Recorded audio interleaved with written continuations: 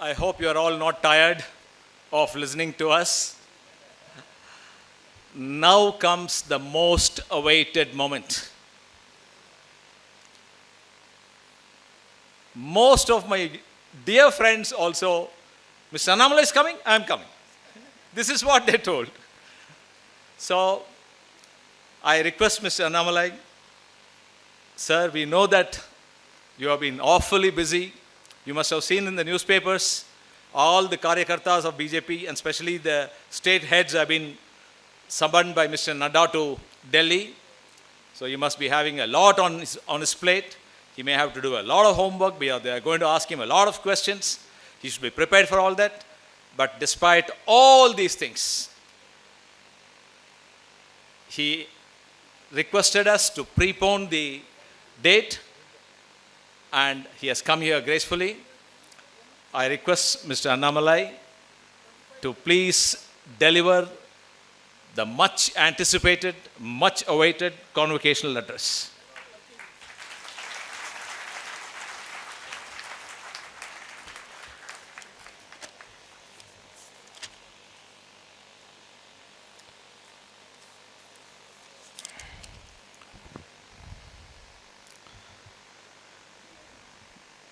Respected Dr. M.I.M. Nehruji, Chairman and Dean of GEMS B School, I am very privileged to share a dais with Professor Chambi Puranik, Chief Academic Advisor, and all the professors who are here, the invited guests, the parents for whom this day is very, very memorable. Because there is no great privilege than to see the parent, for the parents to see their children passing out with flying colors, certified by the society as educated, probably in this time and age when the whole world is open in front of them for a greater career prospect. The invited parents are sitting here watching, and we must be very conscious of this fact. Many of your parents wanted to achieve something in life, but circumstances might not be kind to them. They must have invested all their time and effort on the children who are sitting here. They must have sacrificed their life so much so that their sons and daughters get something which they couldn't get. Today is such the kind of day. That is why I mentioned it's a great privilege to stand among such unique parents who have come all the way on a rainy day in Bengaluru. And more importantly, the heroes and heroines of the day, without whom the convocation will be meaningless. Dear students who got their degrees today, who are walking out into a very different world starting from tomorrow morning, where they will have a bit of burden on their shoulders. At the same time, a lot of opportunities and dreams, which they are going to pursue with all their heart.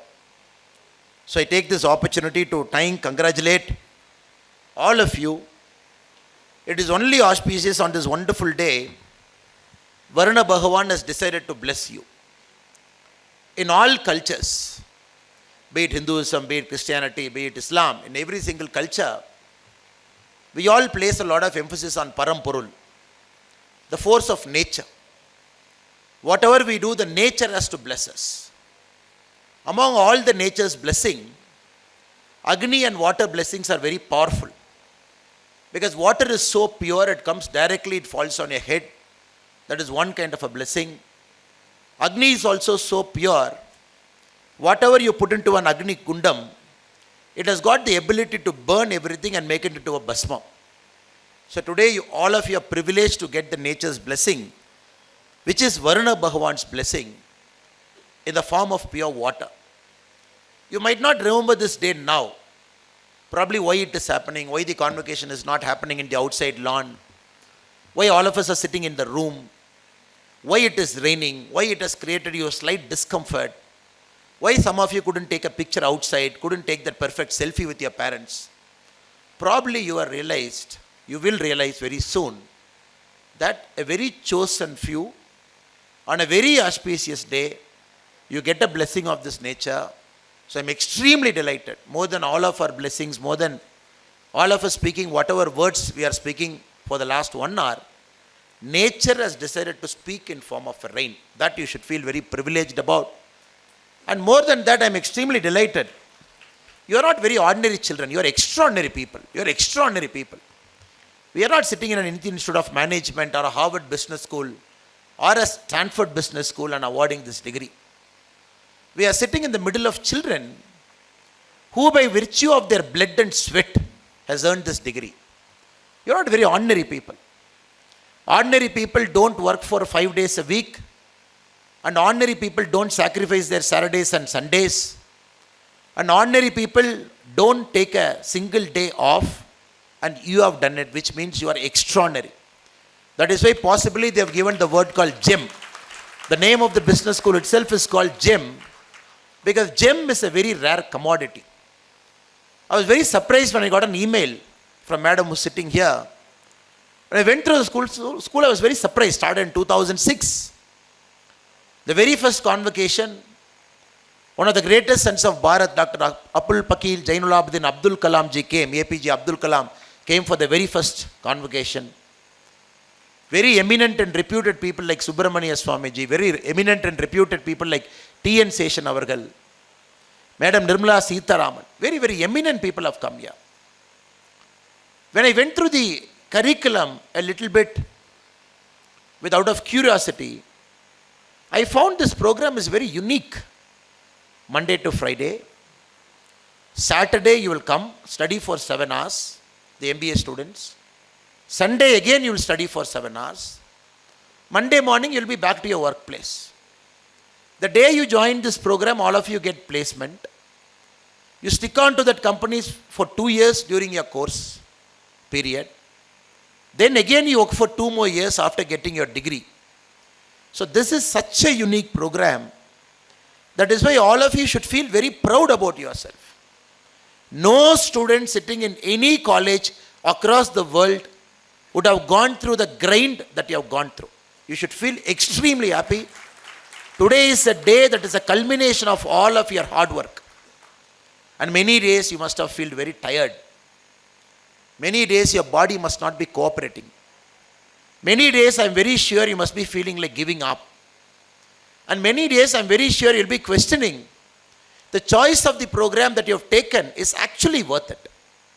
And today is the answer to all those questions, answer to all those tiredness, answer to all those doubts, and answer to all those misconceptions. And today, all of us are extremely delighted. Such great leaders, very well qualified leaders, they are getting into serving our country in different capacities. Starting from tomorrow, you are going to have the brand of a double degree,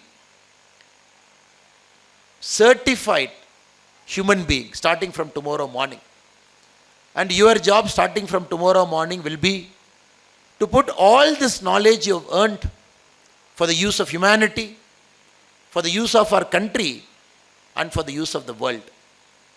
I also take this opportunity to apologize to you that I am the cause of the inconvenience where the program is supposed to happen tomorrow. It got shifted today. Normally, programs of this nature, when somebody asks me, I make it a point to just say I'm very sorry. I wish you the very best. Because I know the kind of job I am in, where many things are not in my hand. Many a times I have to dance to the tune of others. And many a times we meet with emergency like most people in your life do. That is why I am very specific with respect to committing to a date. And once you commit to a date, you are not able to make it. You put a lot of people under inconvenience. Parents have to travel from different parts of Karnataka, maybe from Tamil Nadu, maybe from Bengal. They must have booked their tickets in advance. Students must have made up their plans. But in this case, the joy of seeing you, the joy of being part of something that is truly a privilege and honor for a person like me, where you are going to award degrees to students who have earned it by virtue of their blood and sweat. That motivated me to commit to this program. But unfortunately, I couldn't honor the date that was initially agreed to. But still, all of you are kind enough to adjust to the new date. And I especially say my namaskarams to all the parents. ಎಲ್ಲರಿಗೂ ನಾನು first ಸಾರಿ ಹೇಳ್ಬಿಡ್ತೀನಿ sir, ಬೇರೆ ಬೇರೆ ಕಡೆಯಲ್ಲಿ ತಾವೆಲ್ಲ ಬಂದಿದ್ದೀರಾ, ನಾಳೆ program ಆಗಬೇಕಾಯಿತು, ಇವತ್ತು ಪ್ರೀಪೋನ್ ಆದ ತಕ್ಷಣ ಕೂಡ ತಾವೆಲ್ಲರಲ್ಲಿ ಬಂದಿದ್ದೀರಾ, ಅದಕ್ಕೋಸ್ಕರ ನಿಮ್ಮೆಲ್ಲರಲ್ಲಿ ಕೂಡ ನಾನು ಕ್ಷಮೆ ಕೋರ್ತೇನೆ. Such a wonderful gathering. Look, sitting from here, watching all of you, such a wonderful gathering. You could see the energy that is throbbing, that is thriving.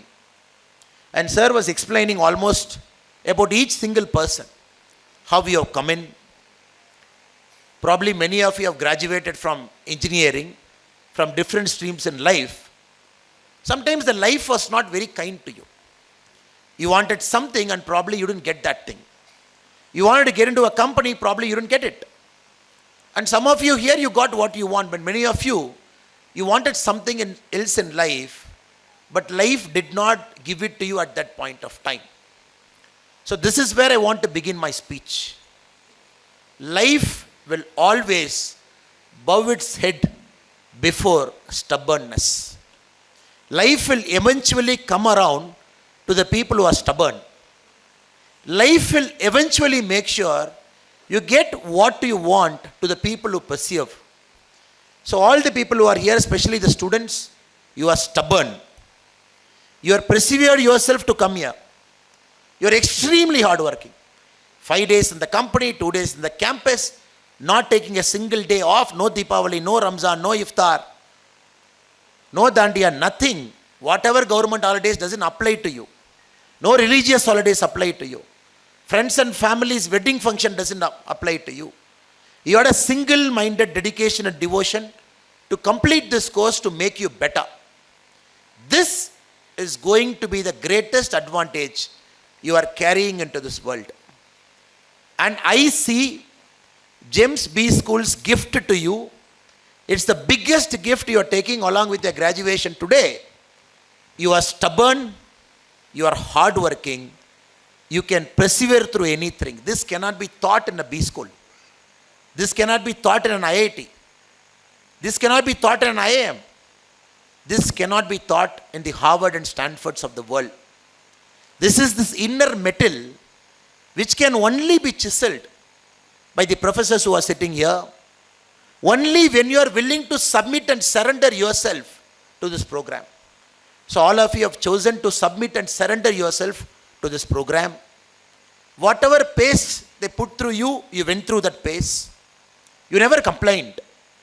And the students who are sitting here, BBM, Bachelors of Hotel Management, and 2 different batches of MBA.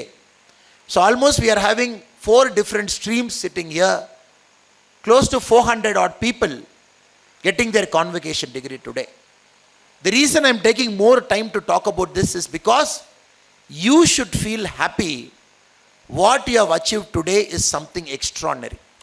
Not many people in the world will get this.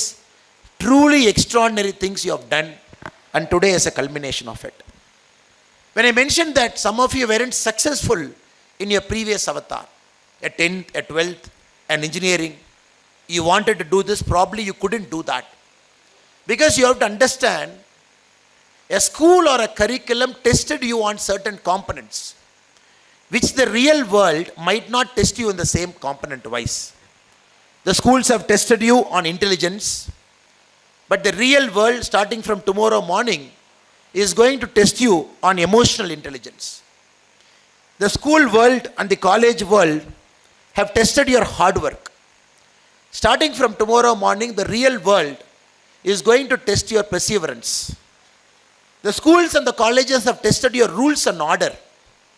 Are you coming at 6 o'clock? Are you coming at 8 o'clock? Are you sitting through all the classes? Is your Saturday and Sunday marked as present here? The schools and colleges have tested your rules and order. Starting from tomorrow, the world is going to test you when nobody else is going to watch you. Till now, somebody has watched you. Whether you're coming, your attendance is marked, your biometric is done. That is rules and order. Starting from tomorrow morning, there is no rules and order for you. It is you, your mind, and the nature to whom you are going to be answerable from tomorrow morning. Till now, the world has tested you, especially the school and the college, on obedience and authority. Starting from tomorrow, the world is going to watch you on how well you do with respect to collaboration and teamwork. The reason I'm emphasizing this is the world's graduation marks is different from a college or a B school's graduation. So if you look at my case, please forget for a point of time, I am this, I am that, I've done this thing, I've done that thing. Just forget it. Just see me as a person who's 10 years before you in this planet. Just see me as a person. Just see this human being, Annamalai, standing in front of you as a person who's 10 years before you in this planet. Just see me like that. I did my engineering. Why did I do my engineering? When somebody asked me in 10th, what did I want to do? I said 2 options, engineering and medical. I don't want to do medical, I want to do engineering, I did engineering. Somebody asked me, why this college? I said, my friend is joining this college, I want to join the same college. I did my engineering there. Then, after my engineering, I took a break year. That point of time in 2006-07, taking a break year for a person like me coming from a village, a first generation graduate is unheard of. I told my father, just give me a year. I just want to find out what I want to do with my life. I'm not very clear what I want to do with my life. Till now, life has taken me to an engineering college. Probably the engineering college, I got a job also. But I don't want to go to that job. I want to take a break here. So, village, my father has studied till 10th standard. My mother has studied till 6th standard. Both of them very gracefully they gave me that 1 year to take off. They never cared what my village is talking. They never cared, oh, this fellow studied in Coimbatore in one of the top engineering colleges. He is not going for his job, whereas his other friends have gone to a job. A lot of people have spoken, but my parents never cared about it. That 1 year I took off is the most important year in my life. I'm 40 now. If I'm looking at all the 40 years of my life, that 1 year is the most important year in my life. I worked for a company for 8,000 rupees a month. My job starts at 6 p.m. in the evening. It ends at 11:30 in the evening. Because morning till evening, my life is all about exploring.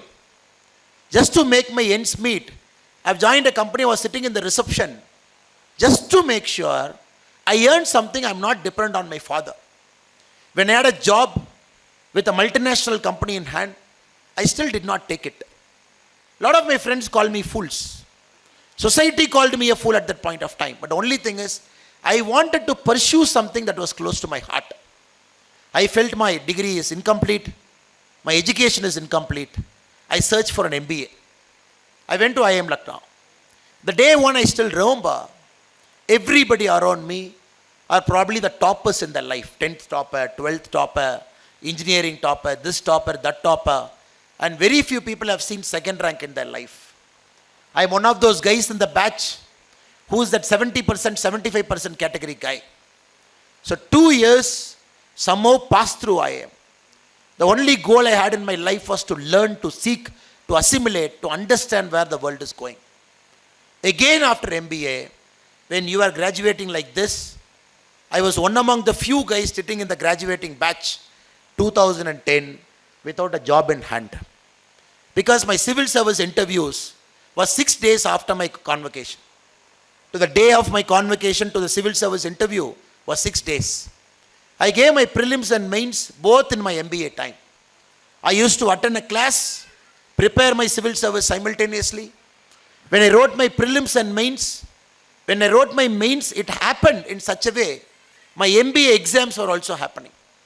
I convinced my registrar, I convinced my dean, I will write my mains exam in the afternoon and morning, and I will write my MBA exam after 8 o'clock in the evening as a special permission. So I can relate to all the hard work you have gone through. The reason I am sitting here and observing all of you very keenly, my life was also in a way mirroring your life.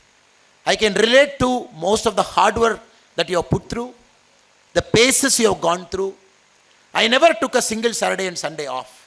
Every Saturday and Sunday is civil service preparation for me. Saturday and Sundays, I will take a train, go to New Delhi, get into coaching institutes, get the books, sit in some classes, catch a late night train on Sunday night, come back to Lucknow in the morning, attend my class at 8:30 in the morning. So I could really feel that what most of you must be going through sitting here. That is why I'm extremely delighted to see all your faces. I'm very, very sure all the hard work you have put will be worth it. Probably you will not realize it now. You might need a 10 to 20 year window period to look back to see what happened in James B School was magical. So ladies and gentlemen, my dear brothers and sisters, all the graduating students here, just be ready because your skills are ready. Like a diamond that needs to be sharpened. A diamond has to go through that process. A carbon, you're looking at hundreds of degrees centigrade in earth for millions of years. You give that much pressure to a carbon, it becomes a diamond. Even after it becomes a diamond, we are not happy with the diamond. Still you do polishing. Still you do polishing, multiple polishing. Then probably a customer buys it. They give that kind of value to it and they wear it. But for any person to wear the diamond proudly, nobody knows the diamond has gone through 1,000 years of evolution. Inside earth, deep down the earth, as a carbon, hundreds of degrees centigrade under pressure, again coming out, getting cut, then going through multiple polishing, and finally being that small dot in somebody's ornament. So you have gone through that. You are skill ready. Your mind is sharpened. All you have to do is trust the world. Trust the nature. Whatever happens to you from today, it is all part of a nature. Many things are predestined. And many things you are going to change it by your hard work. Many things you are going to change by your risk-taking ability. Many things you are going to change by your foresight. Every time something doesn't go to your plan, just take a deep breath and tell yourself, you have gone through this, which means something best is going to happen to you. Just keep pushing yourself through things that might not happen to you to your liking over the next 10 and 20 years. This is very, very important. Because now the problem with many of our youngsters is, mind-wise they are not ready. Education-wise they are ready. Some of the best colleges, they have gone through some of the greatest institutions. Some of the best professors have taught them. But mind is not sharp. That is why I am seeing suicides happening right inside IITs. I am seeing the student suicide happening in some of the best educational institutions in our country. Because there is learning, there is knowledge, there is textbook, everything is available, but somehow mind is giving up very fast to them. So not only has the James B School trained you with respect to knowledge, trained you with respect to subject, they also have made sure mind-wise you are sharpened, mind-wise you can take up any pressure, mind-wise you can withstand anything in your life, because that eventually will be more important than a mere textbook degree or a convocation certificate in a piece of paper that is in all of your hand. So here, secondly, feel happy. Your mind is extremely sharpened.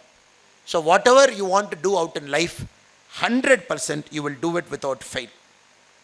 Also friends, you are also living in a time, the world is going through a seismic change. Very few generations in our life can say, I saw fire. None of us can say I saw fire because fire was seen multiple centuries before by our ancestors. Some generations have seen a wheel, which we didn't see. Once the wheels came in, the circular wheels came in, again it was a civilizational change. Some generations have seen tools, a hunting tool, a pottery making tool. Again it has changed the course of civilization.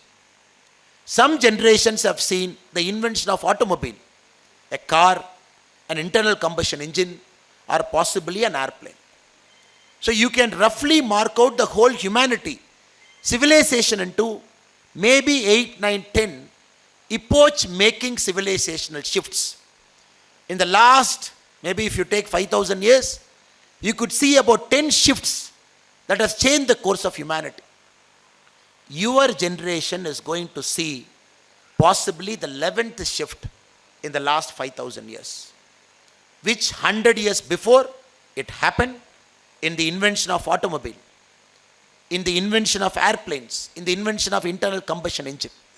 Now this generation, your lifetime, possibly in the next 10 years, you will see an epoch-making civilizational shift.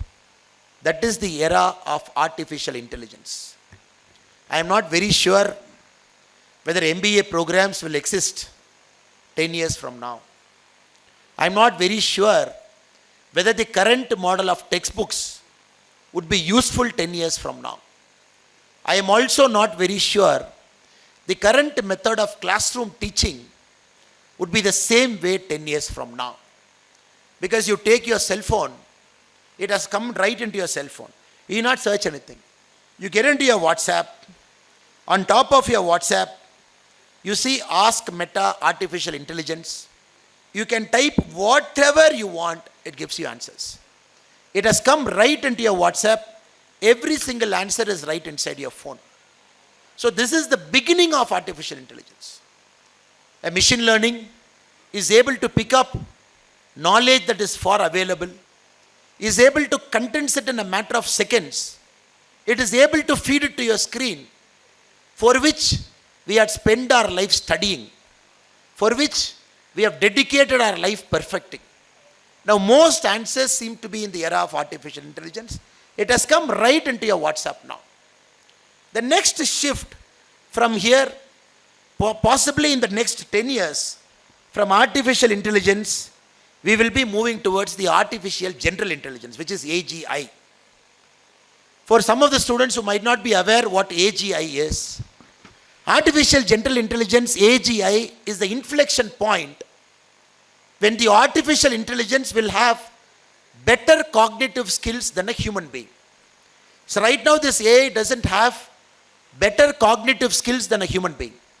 From AI to AGI, you might see a decade or 2 decades. Moment you see artificial intelligence becoming artificial general intelligence, AGI, then possibly we know this is the 11th, maybe 12th epoch-making civilizational shifting technology that has arrived. To go from AI to AGI, we all have to go through something called ACI, artificial capable intelligence. It doesn't have the cognitive skills, but it can function like an average human being. To function like an extraordinary human being with complete cognitive skills, it has to go towards AGI. Now we don't know when this is going to happen. AI has come. We don't know when AGI is going to come. Is it 10 years? Is it 20 years? Is it 25 years? ACI, the middle, is it going to come in 10 years, 15 years? We don't know, because that is where most of you would be working.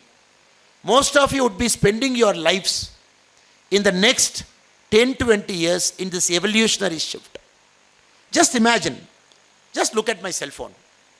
This cell phone has got multiple microchips. It has got about 7 or 8 major microchips. One to control my camera, one to control my audio video, one to control my processing ability of the cell phone, and probably one to control the screen. Now can any one of you tell me, the one microchip, if I take one microchip in my cell phone, how many transistors are inside that microchip? 1940, you had 2 transistors in a chip. 1960s, possibly you had hundreds of transistors. You are standing in 2024, you are carrying the power of artificial intelligence in your cell phone, which is going to remove the gap between the haves and the have-nots, which is going to possibly remove the gap between rich country and the poor country in the form of a chip. The current chip which my cell phone is using has got 13 billion transistors in a single chip. 13 billion transistors. This is the world you are entering. So whatever you do in the next multiple years, be conscious of this fact. Be conscious of this fact. There is only one company in the world which manufactures almost 100% of what we are talking. There is only one company in the world which manufactures a machine which manufactures the transistor. There is only one company in that world which can assemble and bring it to you as a cell phone. Most of the chips that I am talking here is manufactured by a company called TSMC, Taiwan Semiconductor Manufacturing Company based in Taiwan. 100% of the high-end chips. There is only one company which manufactures the machine for manufacturing that chip. That company is based in Netherlands. It is called ASML. Only that one company, the costliest technology company in the whole of Europe, which manufactures that machine. It is this Apple which has got the capacity to assemble that processing power. The reason I am giving you this as an example is, this should be an inspiration to you. MBA is a general program. All of you read general things here. And very little specialization happens. Even if you are a hospitality management MBA person, supply chain and logistics MBA person, we teach you HR, we teach you a bit of finance, we teach you a bit of logistics, we teach you a bit of marketing, we teach you everything. But you have to understand, the world is again entering into specialization. Whether you like it or not, the world is again getting back into specialization. People who can do that one job well will excel, not doing the 10 jobs average. Possibly your generation, starting from this decade to the next 3-4 decades, will see the pinnacle of specialization. One chip company manufacturing chips, one company manufacturing machines, one company assembling, it is coming to the end user. You look at the top companies in the world. If you look at the number one company in terms of market capitalization, Apple, complete specialization. If you look at number two company in the world, Microsoft, complete specialization. If you look at the number 3 company in the world, NVIDIA, which manufactures all the GPU for your gaming, again specialization. If you look at Meta, again specialization. If you look at all the top companies in the world, they are getting into specialization. This is where I see a great future for all of you. Probably you will think through, you will look into the life very carefully, and you will pick up that one thing in your life for which you want to dedicate your life to it completely. Because we all have to understand, great things happens by sacrifice. Great things just like that don't happen. So we want all of you not to be a normal person, working in a normal company, doing normal things, and living a normal life. You are extraordinary people, never forget it. You are not normal people, you are extraordinary people. Monday to Friday working, Saturday, Sunday studying. 2 years you have done it without fail, which means you are extraordinary. Extraordinary people need to do extraordinary things. Extraordinary people, the world will not accept if you do normal things in your life. So we hope and pray, in a country like India right now, possibly one of the best country to live in the world. If somebody has asked 1960 which is the best country, we will say without fail it is America. Because we are coming right after World War II. America is becoming a manufacturing powerhouse. It is going to be a rich country in the next 20-30 years. It is going to be a superpower. Everybody will say America. If somebody has asked us 100 years back, which is the best country to live, we would have said UK. Because 70% of the world was under the control of United Kingdom. Possibly they had the tools, they had the control mechanism of the whole world, UK. If you had asked me in 1970-80, which is the best country in the world, we would have said Germany, or maybe parts of Europe. In 2024, if anybody is asking you which is the best country in the world to live in for the next 50 years, without a doubt, it is going to be our country. Without a doubt. I'm not just saying this to motivate you. I will talk with facts. I will talk with facts. I'm not just saying because you will clap when I say India is the best country to live for the next 50 years. A population of 142 crore. No other country is comparable to our country. We are number one in terms of population. But we are not so interested about the population. We are interested about the quality of the population. How is our population? 40% of this 142 crore, they are below the age of 25 years. Just imagine. 25 years and below, 40% of 142 crore, which is approximately 60 crore. Which means all of your youth, the whole world is open in front of you. The whole world is your market. India is going to be the human resource capital of the world for the next 100 years. You want to have a CEO for Alphabet? Please call Sundar Pichai. You want to have this CEO? Please call an Indian origin guy. You want to have Satya Nadella? Please call him, an Indian origin person. You want to run some great American Fortune 500 company? Please call an Indian origin CEO. Whether we like it or not, some of the top corporations of the world, maybe 20 years from now, I look forward to a time 50% of Fortune 500 companies will be run by an Indian or an Indian origin person or a person who has spent considerable time in our country. 50% of Fortune 500 companies, 250 companies. Right now we have 19 companies run by Indian origin CEO. You will see a world where 50% of Fortune 500 will have an Indian origin CEO, because this will be the world's largest market. No other country is going to have the market that we are going to have. And this market is the most complex market of the world. Being an Indian, born here, studied here, we have prepared you for a global role.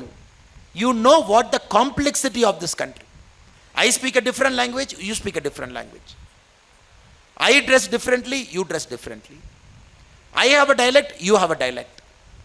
You go to Northeast, that is slightly different in terms of food. Kashmir is different.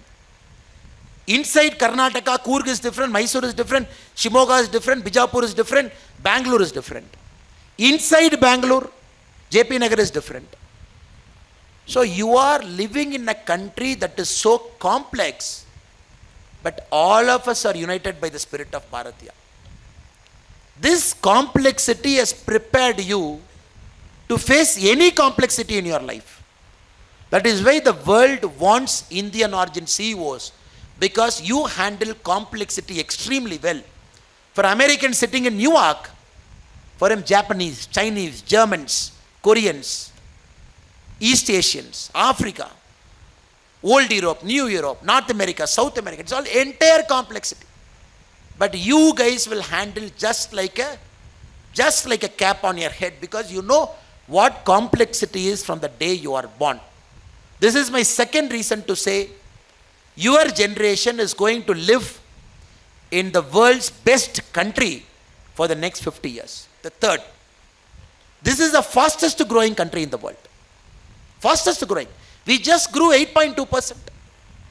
Growing 8.2% is not a joke when countries are growing at 1%. Germany, 1%. UK, 0.5%. China, 4%. America, 2.1%. The G20 countries as a whole, 3.2%. Japan, less than 1%. In this era, Bharat is growing at, we just finished 8.2% growth. Because the labor, the skillful labor, the management, the people whom we have here, all of us are so hungry. We want to achieve something in life. The whole of India is hungry. This is my point number 3, to say why India will continue to grow for the next many, many years. We are at $4 trillion now. We just have to catch Japan. We have to catch Germany. You catch hold of these two countries, probably in the next 4 years, you will be a 7 trillion by 2028. You will be the third largest country in the world. You just have China and US above you. 2047, we're extremely sure we will cross 50 trillion. Right now we have 4 trillion. Just imagine, this country will grow 12.5 times over the next 24 years. No country in their life has grown at this pace. Roman Empire did not grow. Pax Britannica did not grow. Europe did not grow. America did not grow. India will grow 12 and a half times in the next 24 years from 4 trillion to 50 trillion. Point number 4. When you hit $50 trillion, you are obviously world number 1. We will have so much wealth, we can take care of all the social problems. Poverty, we can take care. Technology with money makes the standard of living more comfortable. Age-old diseases, we can find a way to cure it. Old people, giving them a comfortable living, we can do that. Changing the mode of transportation, we can do that. Right now, one bullet train from Ahmedabad to Mumbai is costing 1,60,000 crore to build. Now we want to build Hyperloop. Just imagine building an Hyperloop. With money, India can do anything. Your generation is going to make it happen. So don't even waste away this precious gift nature has given. Born around 2000, getting graduated around 2024, entering into a country that is all set for growth, entering into a country that has just grown 8.2%, and this country going to grow as per our prediction 12 and a half times in the next 24 years. What more can you ask, sir? Everything is available. You just have to go open the tap and get the job done. That is why I hope and pray all the young graduates who are here, there is going to be a beautiful life ahead of you. Now coming to the last part of my speech, I thought whatever mistakes I have made, me being 10 years in front of you, I thought I'll give you some tips. Normally this kind of big lectures people forget, but small tips they'll remember somewhere. So 6 things I thought I will tell you today as your well-wisher, as your older brother. Probably this might help you. The seniors who are sitting here, I'm very sure they are more intelligent than you and me. They have more wisdom than you and me. We being young people, sometimes we should really keep our principles intact. Everything is fine. Country will grow. Money will come. Economy will boom. $50 trillion will happen. India will become a superpower. Everything you will see before you turn 50. 100% you will see. But still, I felt these 6 tips are very important because we got to do it the right way. We should not do it the wrong way. The first one I thought I'll share with you is always keep pushing yourself. Today, only studying has ended. Learning hasn't ended. Studying a book, passing an exam, professors evaluating you, giving a mark. Whoever got the highest mark, we gave gold medal. Only the studying has ended today. Learning did not end. Tomorrow morning, new technology will come. You got to keep reading, keep learning in the field you have chosen. You got to keep studying what is it. You got to be a master of your field. Till you die, you got to keep learning, learning and learning. This can only happen if you come out of your comfort zone. 15 days from now, on 28th, I am flying out of this country to Oxford for a 3-month program. When somebody told me, oh, you are a busy politician. Why do you want to study now? You have done your engineering, you have done your MBA. And politics teaches you everything in the field. You meet all kinds of people. Why do you want to go and learn?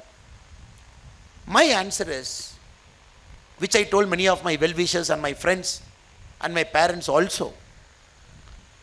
Being a student at a point of time in our lives always brings back that hunger. Sometimes we get used to the comforts of life. When we force ourselves to be a student for some time, even the wrong things that has got into your head, you will remove it. So I am again becoming a student on 28th of August. I am doing a fellowship in Oxford in London, a 3-month program where I will stay inside a hostel, walk to my classroom, carry my ID card, sit in the classroom, listen to the professors, finish a thesis, then I'll come back to our country in the last week of November. This I believe I have to do. No matter what, I have to challenge myself. Now my goal is to see different cultures, learn people, see them, understand how their democracy is different from our democracy. Intermingling of global population. What do they think about India? It's an opportunity for me to present about our country. So my advice to all my young friends is, reading has ended, learning has only begun. Keep pushing yourself out of your comfort zone. Keep learning, learning and learning. If needed, after some time, maybe after 10 years, you want to take a break and do a fellowship or do a course or do a 1-year course, please do it without even thinking, because the world will again keep you ready for the things that will come. Second one I thought I should tell you is, always remember, money can buy you many things, but money can't buy all the important things in life. Money can buy a car, money can buy a sort of social prestige, money can buy a bit of peace and happiness, money can buy you comfort. Maybe after 40 you will realize there are many more things in life that are more important than money.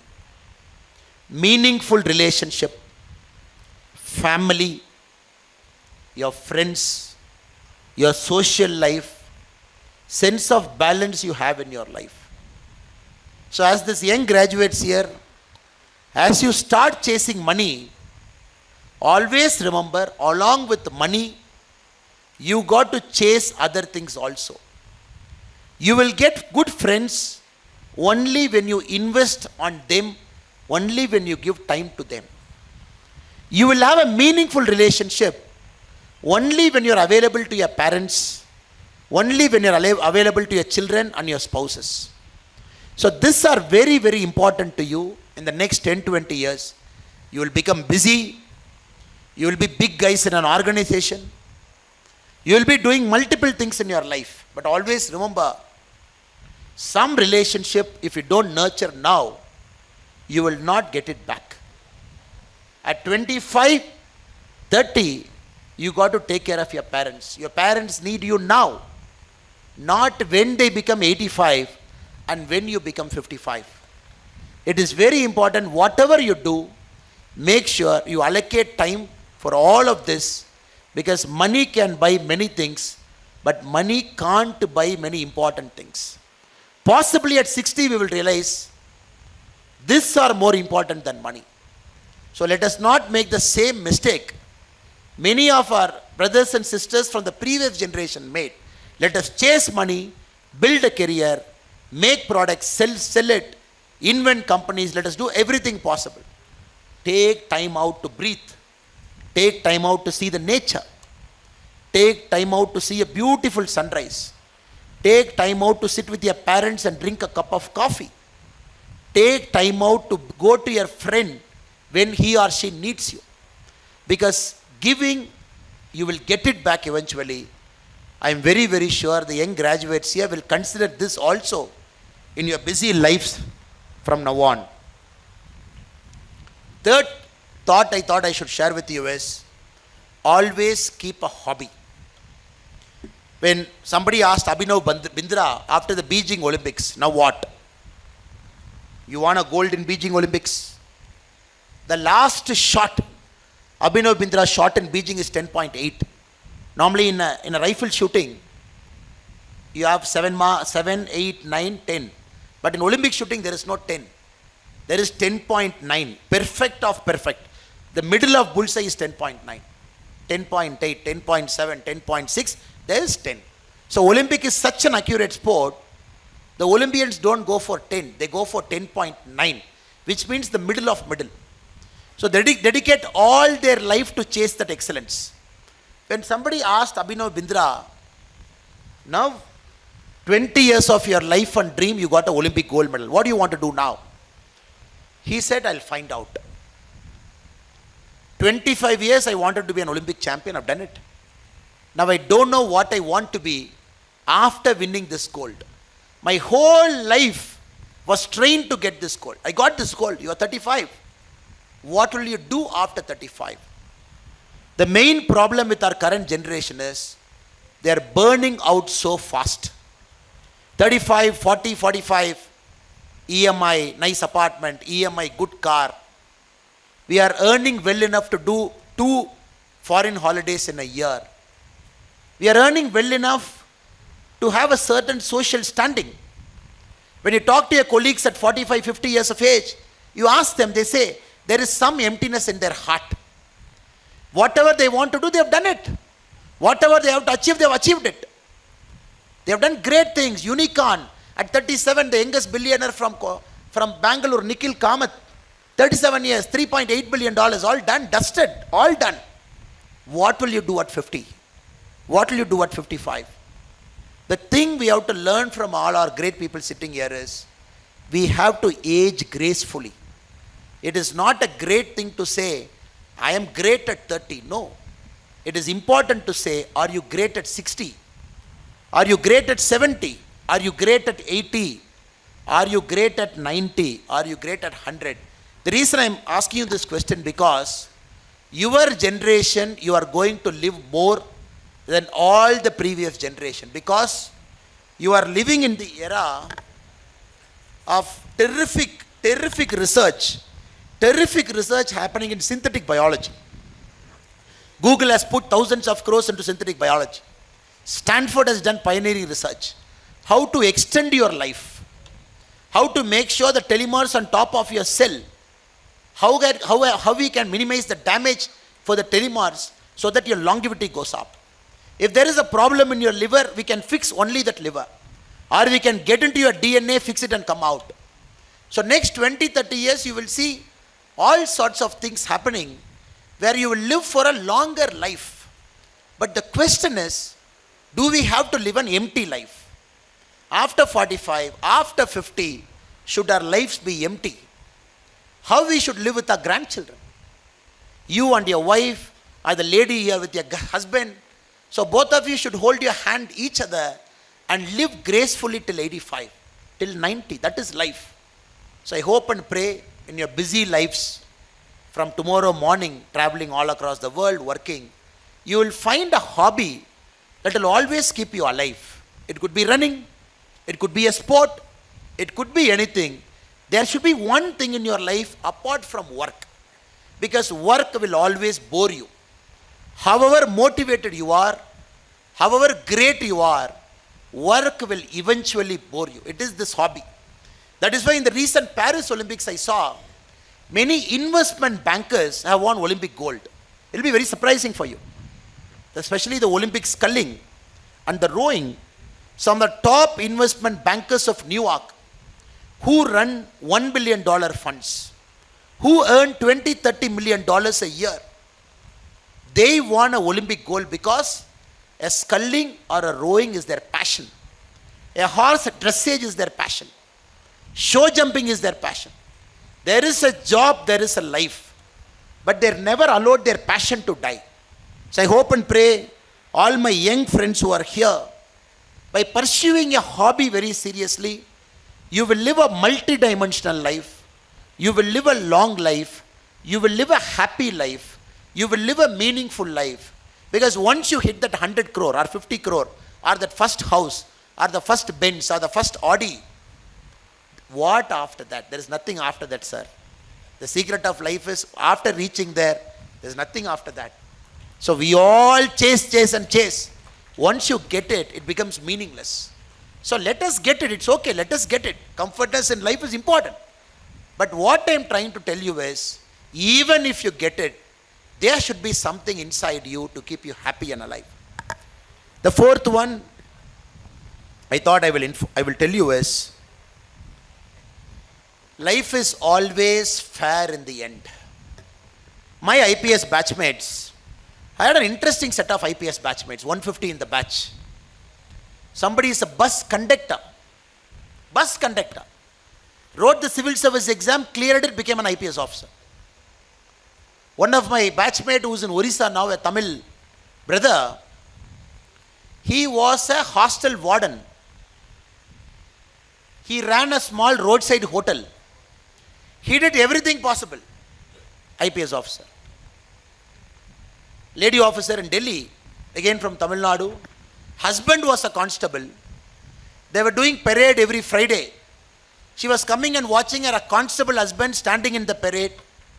She asked her husband, who is that person standing, all of you are saluting? He said, Bada Sabe, SP, IPS officer. She said, can I become that IPS officer? The husband laughed.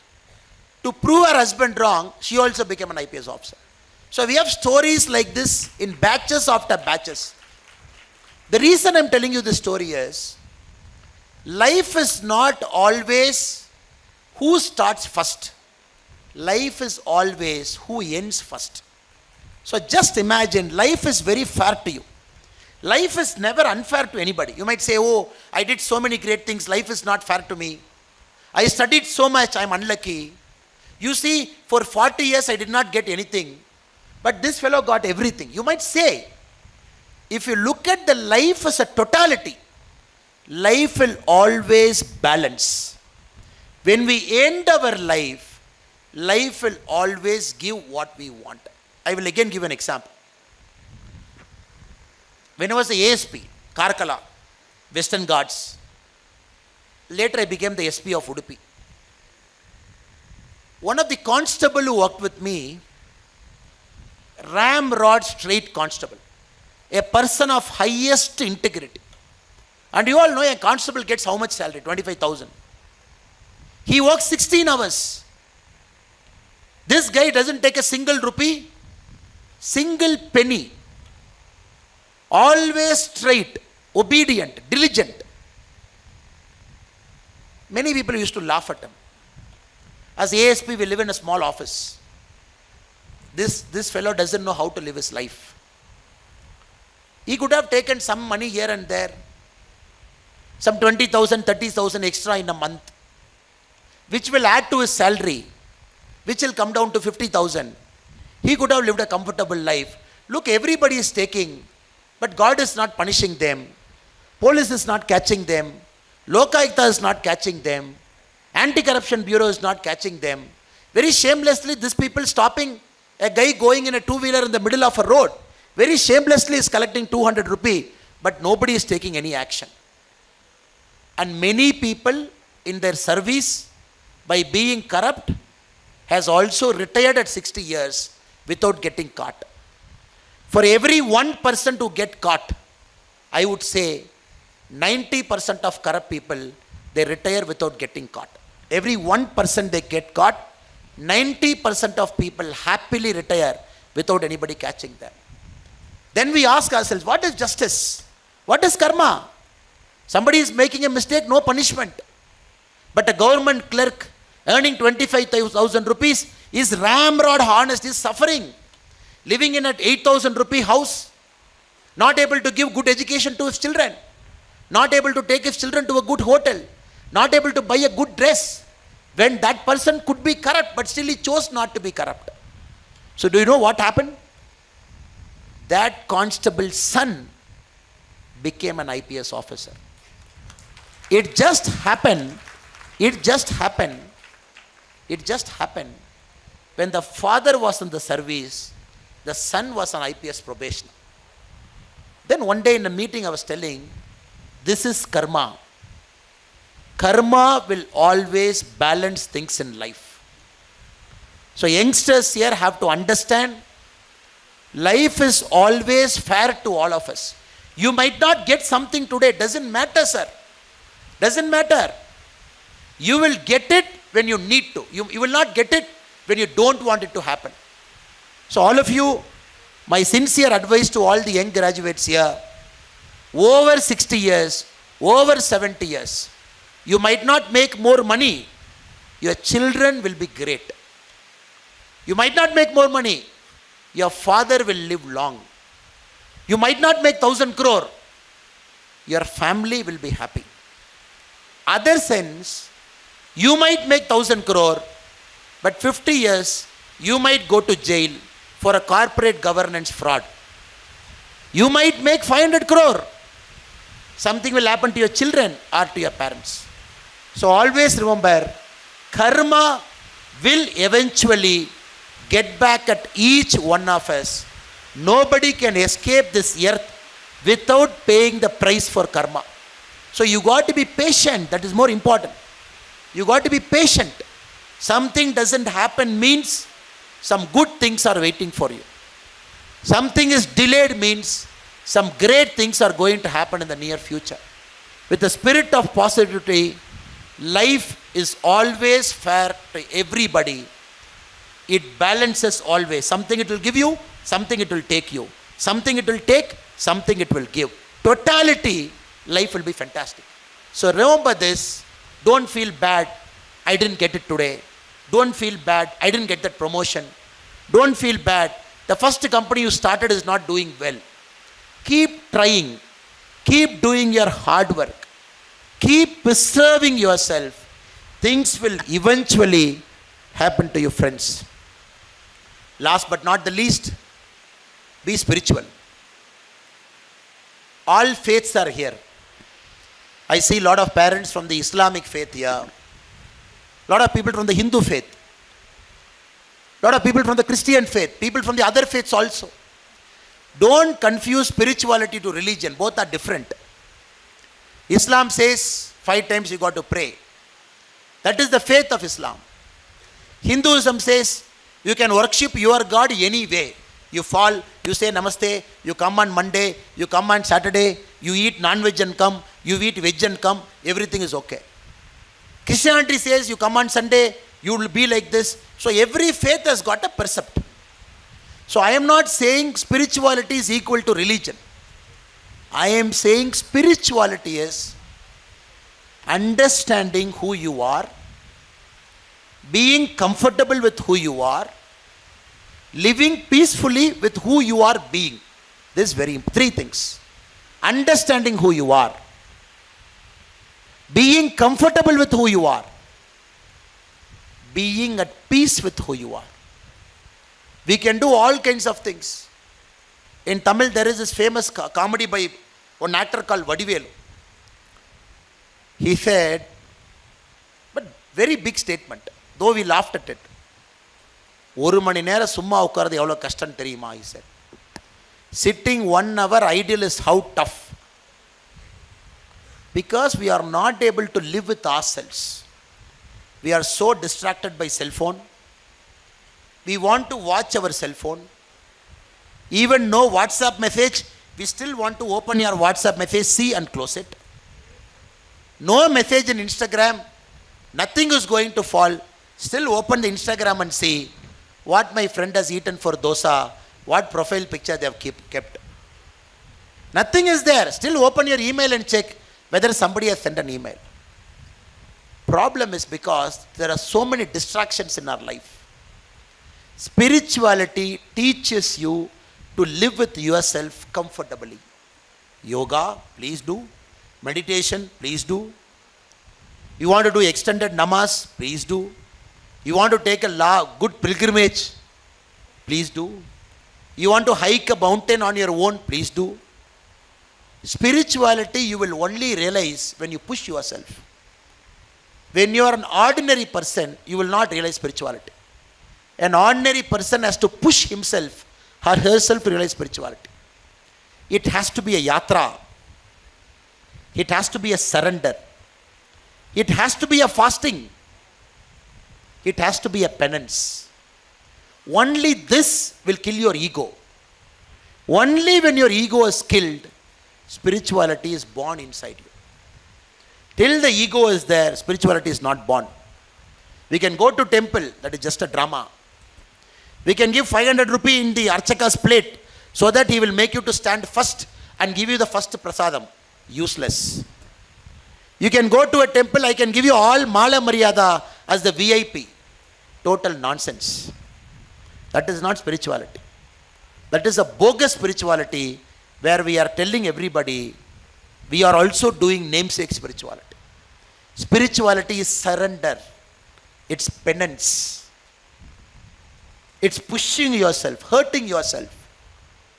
Doing a yatra or a journey where you are going to see your extreme limit.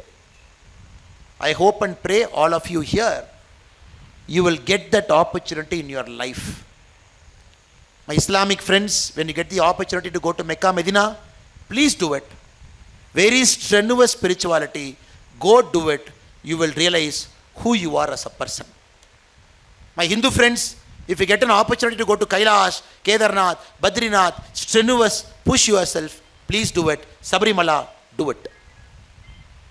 My Christian friends, you want to practice this Lent properly, you want to practice your Christmas properly, please do it.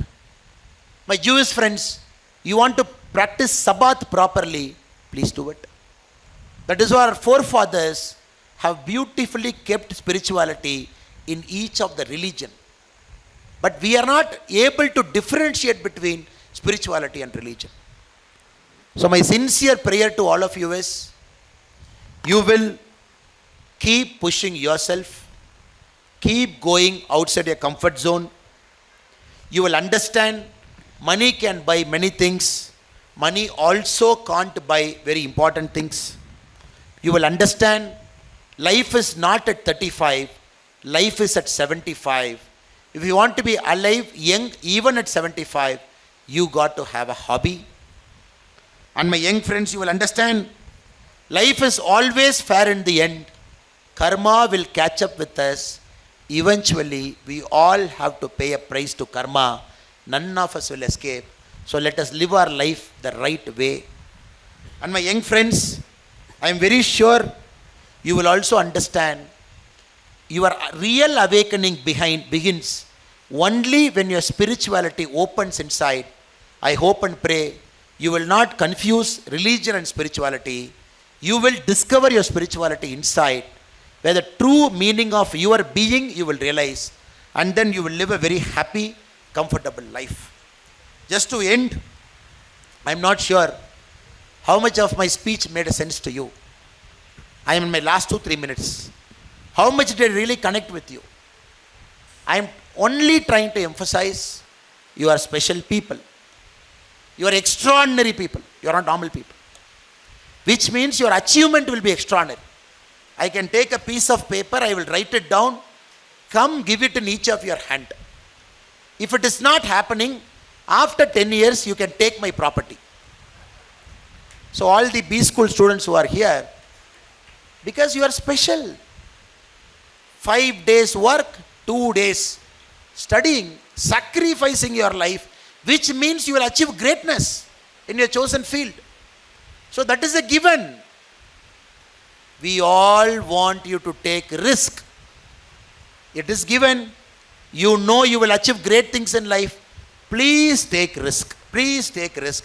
I am begging you, please take risk. Start a company, take risk. Travel somewhere, take a risk. You want to make your hobby as your profession, please take risk.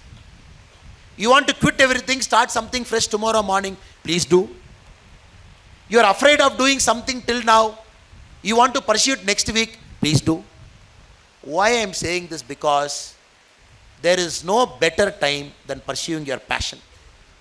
You are living in this country, the world's youngest country, which in 25 years is going to be the world's #1 economy, which you will be a part of. And we all of us want you to be really extraordinary in what you choose.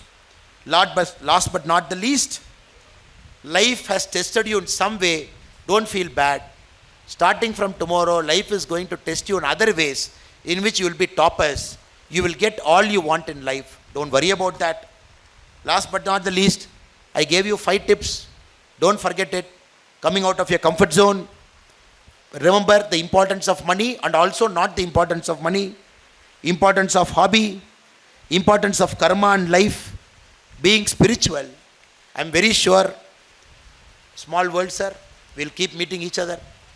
Whenever I happen to see you, if I'm able to remember your face, I'll say hello. If you're able to see me and remember my face, you please say hello to me.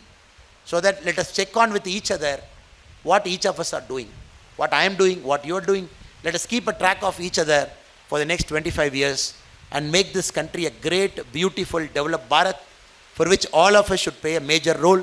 I take this opportunity to thank the 2 eminent gentlemen sitting in the stage, James B. School, the Chairman and Dean, MIM Nehruji, and the Chief Academic Advisor, Professor Chambi Puranik ji, and all the parents. Once again, my apologies, sir, for the trouble. It is supposed to be tomorrow. You have come all the way for today. Thank you so much for coming. And all the guests who have come from different parts of Bengaluru and different parts of India, not worried about this inclement weather. I bow my respects and my vanakkam to all of you. And all the students who have come here, you will do great things in life. Relax, chill, have a great fun day today. Let us start our work tomorrow. All the very best. Take care. Bye.